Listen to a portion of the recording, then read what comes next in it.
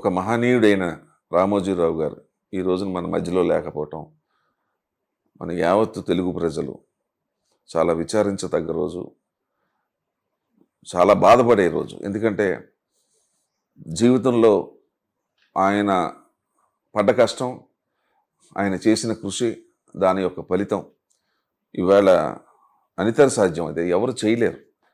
ఒక వ్యాపారవేత్తగా, ఒక సినిమా ప్రొడ్యూసర్గా, ఒక పత్రికా యాజమాన్యం కానీ, అటు టీవీ ఛానల్స్ కానీ అన్ని రికార్డ్ బ్రేక్స్ ఆయన చేసినవి అన్నీ కూడా రికార్డ్ బ్రేక్లే.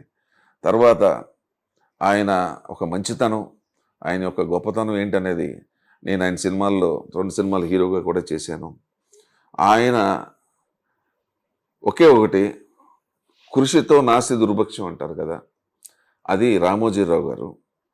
అంత గొప్ప మహానుభావుడు ఈ రోజుని యావత్తు తెలుగు జాతి ఒక ఎన్టీ రామారావు గారి తర్వాత ఇవాళ తెలుగు జాతి మర్చిపోలేనటువంటి వ్యక్తి. ఈ తెలుగు రాష్ట్రాలు 2 ఉన్నంత వరకు, తెలుగు ప్రజలు ఉన్నంత వరకు రామోజీరావు గారు చిరస్థాయిగా ఆయన పేరు అలా నిలబడే ఉంటుంది. అంత గొప్ప మహనీయుడు. ఎందుకంటే ఆయన ప్రపంచంలో ఎక్కడా లేనటువంటి స్టూడియో కట్టాడు, ఆయన సినిమాలు తీశారు, తర్వాత ఎన్నో బిజినెస్లు చేశారు, ఎన్నో సక్సెస్లు చేశారు. టీవీ ఛానల్ కూడా ఫస్ట్ ఆయనే స్టార్ట్ చేశాడు ఆయన.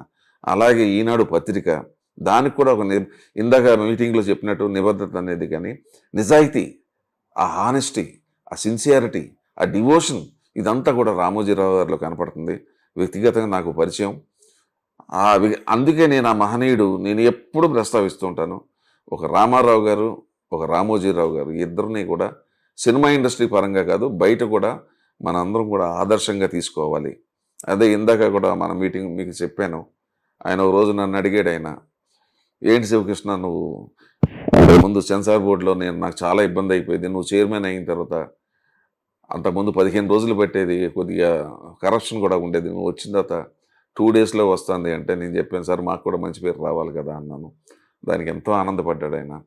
ఇవాళ అటువంటి మహనీయుడు లేనందుకు అందరం కూడా విచారిస్తున్నాం.